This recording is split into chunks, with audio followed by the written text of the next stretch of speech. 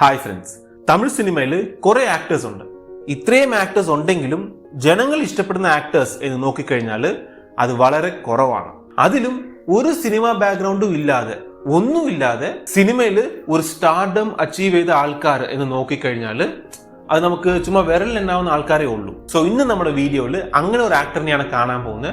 അത് വേറെ ആരുമല്ല, മക്കൾ സെൽവൻ എന്ന് വിളിപ്പേരുള്ള വിജയ് സേതുപതി. നമ്മളിൽ പലരും ഒരു 25 വയസ്സിനുള്ളിൽ തന്നെ സെറ്റിൽ ആകണം, അല്ലെങ്കിൽ തീർന്നു എന്ന് ചിന്തിക്കുന്ന ആൾക്കാരാണ്. 25 വയസ്സിനുള്ളിൽ തന്നെ വീട് മേടിക്കണം, കാർ മേടിക്കണം, ജോലി സെറ്റ് ആകണം, ലൈഫൊക്കെ സെറ്റിൽ ആകണം എന്ന ഒരു തോട്ട് നമുക്കുണ്ട്, ഒരു ചിന്ത നമുക്കുണ്ട്. 25 വയസ്സിൽ നമുക്കൊന്നും സെറ്റ് ആയില്ലെങ്കിൽ പിന്നെ നമുക്ക് ടെൻഷനാണ്. അയ്യോ, വീടായില്ലല്ലോ, കാർ ആയില്ലല്ലോ, ജോലി ആയില്ലല്ലോ, ഇനി ഇതൊക്കെ എപ്പോഴാ, നമുക്ക് ഓവറേജ് ആയി, ഇനി നമ്മുടെ ലൈഫൊക്കെ അത്രയേ ഉള്ളൂ എന്നൊക്കെ നമ്മൾ ചിന്തിക്കും. അങ്ങനെ ചിന്തിക്കുന്ന ആൾക്കാർക്ക് ഈ വീഡിയോ ഒരു വലിയ മോട്ടിവേഷൻ ആയിരിക്കും.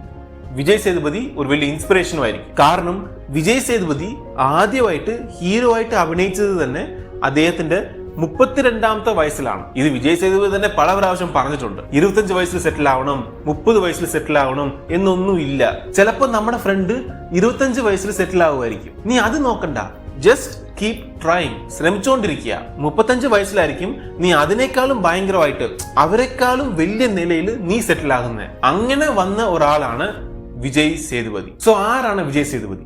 എങ്ങനെയാണ് വിജയ് സേതുപതി മക്കൾ സെൽവൻ ആയ? 32 വയസ്സിന് മുമ്പ്, അതായത് സിനിമയിൽ ഒരു ഹീറോ ആകുന്നതിന് മുമ്പ് വിജയ് സേതുപതിയുടെ ലൈഫ് എങ്ങനെയായിരുന്നു, ഹീറോ ആയതിനു ശേഷം അദ്ദേഹത്തിന്റെ ലൈഫ് എങ്ങനെയാണ്, ഇതെല്ലാമാണ് നമ്മൾ വീഡിയോയിൽ ഡീറ്റെയിൽ ആയിട്ട് കാണാൻ പോകുന്നത്. സോ തീർച്ചയായിട്ടും യങ്സ്റ്റേഴ്സിന് ഈ വീഡിയോ ഒരു വലിയ മോട്ടിവേഷൻ ആയിരിക്കും. സോ സ്കിപ്പ് ചെയ്യാതെ കാണുക. ബട്ട് അതിന് മുന്നേ നിങ്ങൾ ചാനൽ സബ്സ്ക്രൈബ് ചെയ്തിട്ടില്ലെങ്കിൽ എത്രയും പെട്ടെന്ന് സബ്സ്ക്രൈബ് ചെയ്യുക. കാരണം നിങ്ങൾക്ക് അതൊരു ചെറിയ കാര്യമാണ്, ഒരു ബട്ടൺ പ്രസ് ചെയ്യേണ്ട കാര്യമേ ഉള്ളൂ. ബട്ട് എനിക്ക് ഇതുപോലെ വീഡിയോസ് ഒക്കെ ഇടാൻ അതൊരു വലിയ മോട്ടിവേഷൻ തന്നെയായിരിക്കും. Welcome to Haris talks. Let's get started.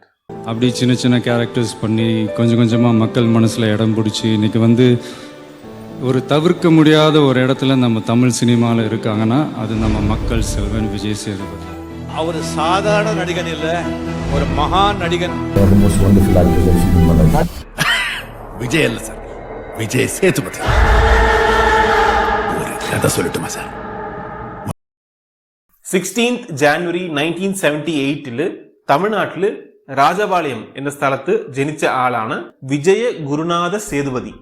അതാണ് വിജയ് സേതുപതിയുടെ ഫുൾ നെയിം. വിജയ് സേതുപതി ഏകദേശം 6th സ്റ്റാൻഡേർഡ് വരെ രാജപാളയത്തിലാണ് പഠിച്ചത്. പിന്നെ അത് കഴിഞ്ഞ് അവർ ചെന്നൈയിലേക്ക് ഷിഫ്റ്റ് ആയി. കൊച്ചിലെ ഇദ്ദേഹം എങ്ങനത്തെ സ്റ്റുഡന്റ് ആയിരുന്നു എന്ന് ചോദിച്ചാൽ ഒരു ബിലോ ആവറേജ് സ്റ്റുഡന്റ് ആയിരുന്നു. പഠിത്തത്തിൽ മാത്രമല്ല സ്പോർട്സ് ആക്ടിവിറ്റീസിലൊന്നും അങ്ങനെ വലിയ ഇൻട്രസ്റ്റ് ഒന്നും ഇല്ലാത്ത ഒരാളായിരുന്നു വിജയ് സേതുപതി. അപ്പൊ പിന്നീട് കുറച്ച് വളർന്നതിന് ശേഷം വിജയ് സേതുപതിക്ക് കുറച്ച് പോക്കറ്റ് മണിയൊക്കെ വേണ്ടി വന്നു. അപ്പൊ പോക്കറ്റ് മണിയൊക്കെ അങ്ങനെ തരാൻ മാത്രം ഉള്ള കപ്പാസിറ്റി ഒന്നും പുള്ളിയുടെ അച്ഛൻ അന്ന് ഇല്ലായിരുന്നു. സോ അതുകൊണ്ട് പഠിക്കുമ്പോഴേ പാർട്ട് ടൈമിൽ ജോബ് ഒക്കെ ചെയ്യാൻ തുടങ്ങി. ലൈക്ക് ഒരു റീറ്റെയിൽ സ്റ്റോറിൽ സെയിൽസ്മാൻ ആയിട്ട് ജോലി ചെയ്തിട്ടുണ്ട്, ഒരു ഫാസ്റ്റ് ഫുഡ് കടയിൽ കാഷ്യർ ആയിട്ട് ജോലി ചെയ്തിട്ടുണ്ട്, പിന്നീട് ടെലിഫോൺ ബൂത്ത് ഓപ്പറേറ്റർ ആയിട്ടും ജോലി ചെയ്തിട്ടുണ്ട്. സോ ഇങ്ങനെ ജോലിയൊക്കെ ചെയ്ത് ആളിങ്ങനെ കുറച്ച് പോക്കറ്റ് മണിയൊക്കെ ചേർത്ത് വെക്കുമായിരുന്നു. വിജയ് സേതുപതി BCom വരെ പഠിച്ചിട്ടുണ്ട്. BCom കഴിഞ്ഞ ഉടനെ ഒരു ഹോൾസെയിൽ സിമെന്റ് കമ്പനിയിൽ ഒരു അക്കൗണ്ടന്റ് ആയിട്ട് ജോലിക്ക് കയറുന്നു. ബട്ട് സാലറി വളരെ കുറവാണ്. വിജയ് സേതുപതിയുടെ ഫാമിലിയും ഇച്ചിരി സ്ട്രഗിൾ ചെയ്യുന്ന ഒരു ഫാമിലിയാണ്. സോ ആ ശമ്പളം വെച്ച് ഫാമിലിനെ സപ്പോർട്ട് ചെയ്യാൻ അദ്ദേഹത്തിന് പറ്റുന്നില്ല. ഇങ്ങനെ ഇരിക്കുമ്പോൾ അദ്ദേഹത്തിന് ഒരു ഓപ്ഷൻ കിട്ടുന്നു. ആ കമ്പനി വഴി തന്നെ, അദ്ദേഹം ജോലി ചെയ്യുന്ന ആ കമ്പനി വഴി തന്നെ ദുബായിൽ ഒരു ബ്രാഞ്ച് ഉണ്ട്. ആ ബ്രാഞ്ചിൽ പോയിട്ട് അവിടെ ജോലി ചെയ്യാനുള്ള ഒരു ഓപ്ഷൻ കിട്ടുന്നു. സോ ദുബായ് പോവാം എന്ന് അദ്ദേഹം തീരുമാനിക്കുന്നു. കാരണം ഇവിടെ കിട്ടുന്നതിനേക്കാളും 4 ഇരട്ടി ശമ്പളം കൂടുതൽ അവിടെ കിട്ടുന്നത്. അങ്ങനെ ദുബായ് പോകുന്നു, 3 വർഷം ജോലി ചെയ്യുന്നു. നാച്ചുറലി ഫിനാൻഷ്യലി സൗണ്ട് ആകുന്നു, കുറച്ച് കാശൊക്കെ ആയി, ആ ദാരിദ്ര്യം ബുദ്ധിമുട്ടും അതൊക്കെ മാറി. ഇങ്ങനെ ഇരിക്കുമ്പോൾ വിജയ് സേതുപതി ഒരാളുമായിട്ട് ഇഷ്ടത്തിലാവുന്നു. ഓൺലൈനിലൂടെയാണ് പരിചയപ്പെട്ട് ഇഷ്ടപ്പെടുന്നത്. അവരുടെ പേര് ജെസ്സി എന്നാണ്. ആദ്യം ഓൺലൈനിൽ ചാറ്റൊക്കെ ചെയ്യുന്നു, പിന്നീട് അത് ലവ് ആയിട്ട് മാറി. അതുകൊണ്ട് ലവറിനെ കാണാൻ ദുബായിലെ ജോലിയൊക്കെ കളഞ്ഞിട്ട് പുള്ളി തിരിച്ചു വരുമായിരുന്നു 2003. ഫൈനലി ജെസ്സിയെ കല്യാണവും കഴിക്കുന്നു. യെസ്, ആ ജെസ്സിയാണ് ജെസ്സി സേതുപതി, വിജയ് സേതുപതിയുടെ വൈഫ്. സോ അങ്ങനെ കല്യാണം കഴിഞ്ഞു. പിന്നെ ദുബായിൽ നിന്ന് വന്നല്ലേ ഉള്ളൂ, അതുകൊണ്ട് കയ്യിൽ കുറച്ച് പണമൊക്കെ ഉണ്ടായിരുന്നു. അത് വെച്ച് എന്തെങ്കിലും ഒരു ബിസിനസ് ചെയ്യാം എന്ന് കരുതി ഒരു ഇന്റീരിയർ ഡിസൈനിങ് കമ്പനി പുള്ളി സ്റ്റാർട്ട് ചെയ്യുന്നു. ആ കമ്പനി ആണെങ്കിൽ 8 നില പൊട്ടുകയും ചെയ്തു. അപ്പൊ പിന്നെയും ജോലിക്ക് പോകേണ്ട ഒരു സാഹചര്യം വന്നു. അങ്ങനെ വിജയ് സേതുപതി ഈ റെഡിമെയ്ഡ് കിച്ചൺസ് ഒക്കെ സെറ്റ് ചെയ്ത് കൊടുക്കുന്ന ഒരു കമ്പനിയിൽ ജോലിക്ക് ചേർന്നു. അങ്ങനെ ഇരിക്കുമ്പോഴാണ് ഈ ലൈഫ് ചേഞ്ചിങ് മൊമെന്റ് എന്നൊക്കെ നമ്മൾ പറയാറില്ലേ ഓരോരുത്തർക്ക്, അതുപോലെ ഒരു ദിവസം വിജയ് സേതുപതിക്ക് വരുന്നു. ഒരു കൂത്തുപട്ടരയുടെ പോസ്റ്റർ അദ്ദേഹം കാണുന്നു. ഈ കൂത്തുപട്ടര എന്താണെന്ന് വെച്ചാൽ ചെന്നൈയിൽ തിയേറ്ററിൽ ഇങ്ങനെ നാടകമൊക്കെ കളിക്കുന്ന ഒരു കോൺസെപ്റ്റ് ഉണ്ട്. ഈ മൈം അങ്ങനെയൊക്കെ പറയാറില്ലേ, ഇതും അതേപോലൊരു സംഭവമാണ്. പക്ഷെ ഇത് ഏകദേശം ഒരു നാടകം പോലത്തെ ഒരു സംഭവമാണ് ഈ കൂത്തുപട്ടര എന്ന് പറയുന്നത്. അങ്ങനെ ഒരു പ്രാവശ്യം തമിഴ് ഡയറക്ടർ ബാലു മഹേന്ദ്ര, നിന്റെ ഫേസ് സിനിമയ്ക്ക് പറ്റിയ ഒരു ഫേസ് ആണ്, നീ എന്താ സിനിമയ്ക്ക് ട്രൈ ചെയ്യാത്ത എന്ന് ചോദിക്കുന്നു. അപ്പൊ ആ ഒരു കാര്യം ഈ കൂത്തുപട്ടരയുടെ പോസ്റ്ററിനെ റോഡിൽ കാണുമ്പോൾ പുള്ളിക്ക് സ്ട്രൈക്ക് ആവുന്നു. ബട്ട് എനിക്ക് അഭിനയിക്കാനും അറിയത്തില്ല, ഒന്നും അറിയത്തില്ല, ഞാൻ എന്ത് ചെയ്യാനാ എന്ന് ആൾ ആലോചിക്കുമ്പോൾ ഒരു ഐഡിയ കിട്ടുന്നു. പുള്ളിക്ക് ആകെ അറിയാവുന്ന പണി അക്കൗണ്ട്സ് ആണ്, ഈ കണക്കെഴുത്താണ്. അപ്പോൾ പുള്ളി എന്താ വിചാരിച്ചെന്ന് വെച്ചാൽ, എന്നാൽ ഈ കൂത്തുപട്ടരയിലെ, അതായത് ആ നാടക കമ്പനിയില്ലേ, ആ കമ്പനിയിൽ തന്നെ പോയിട്ട് ഒരു അക്കൗണ്ടന്റ് ആയിട്ട് ജോലി ചെയ്താലോ എന്ന് ചിന്തിക്കുന്നു. അങ്ങനെ ആ കൂത്തുപട്ടരയിൽ തന്നെ അദ്ദേഹവും ജോയിൻ ചെയ്യുന്നു.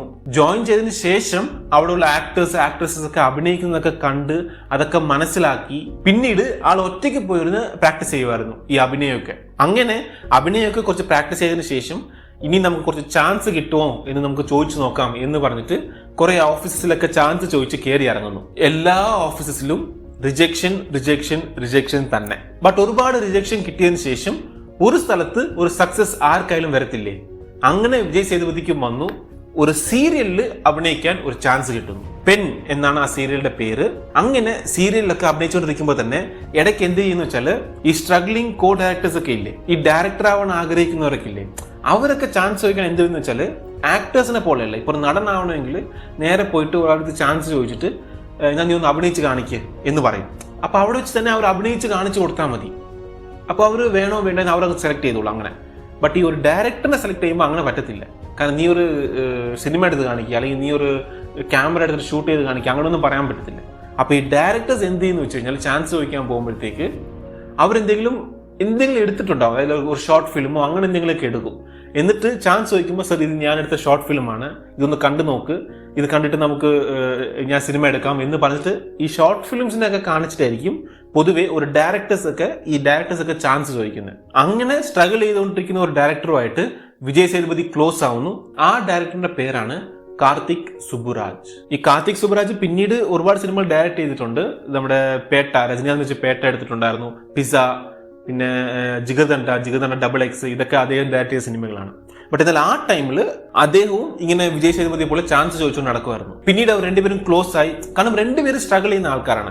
ഒരാൾ എങ്ങനെയും ഒരു ആക്ടർ ആവാൻ നോക്കുന്നു, ഒരാൾ ഡയറക്ടർ ആകാൻ നോക്കുന്നു.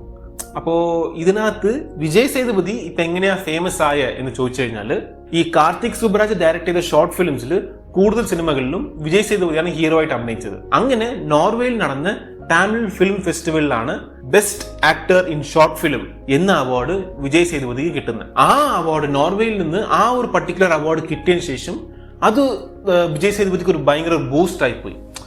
ഓക്കെ, അപ്പൊ നമ്മുടെ അഭിനയത്തിന് അവാർഡൊക്കെ കിട്ടിത്തുടങ്ങി എന്ന് വെച്ചാൽ നമ്മുടെ അഭിനയവും ഈ ലോകം അംഗീകരിക്കാൻ തുടങ്ങി എന്നൊരു കോൺഫിഡൻസ് പുള്ളിക്ക് വന്നു.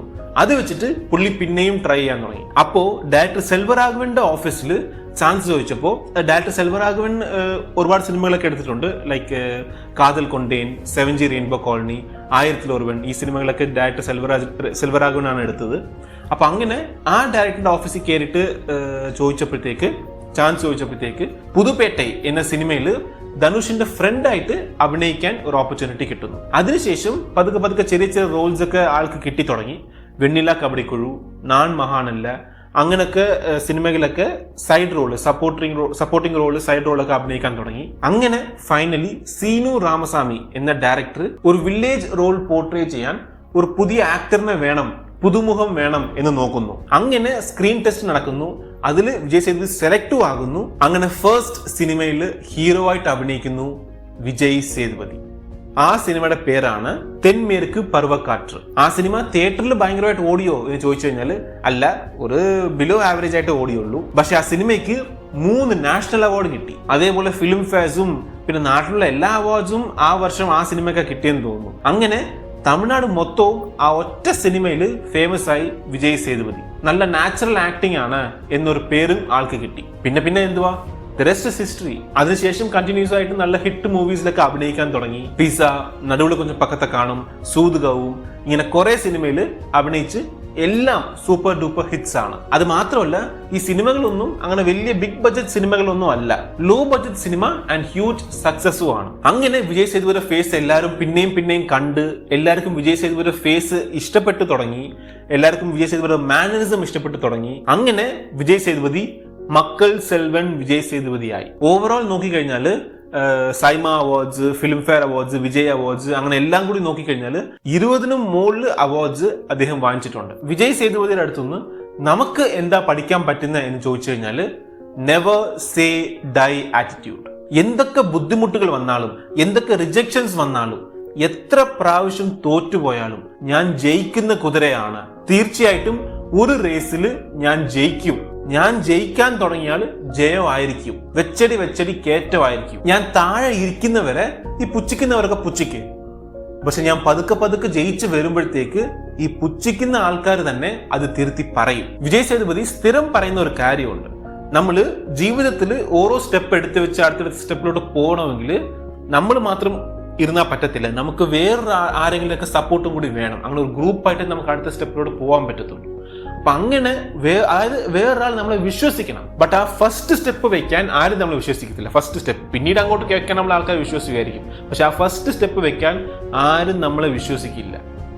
നമ്മൾ തന്നെ നമ്മൾ വിശ്വസിക്കേണ്ടി വരും ആ ഫസ്റ്റ് സ്റ്റെപ്പ് വെക്കാൻ. സോ റിജക്ഷൻസ് ഫേസ് ചെയ്യുന്നവർ അല്ലെങ്കിൽ തോൽവികൾ ഫേസ് ചെയ്യുന്നവരോടൊക്കെ എനിക്ക് ഇതാണ് പറയാനുള്ളത്, trust your selves and keep trying.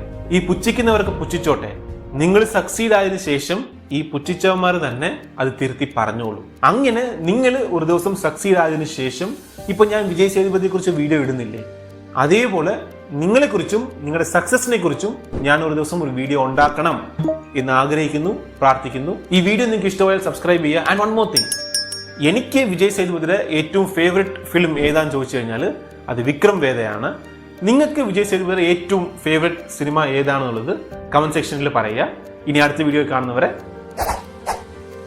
Good bye.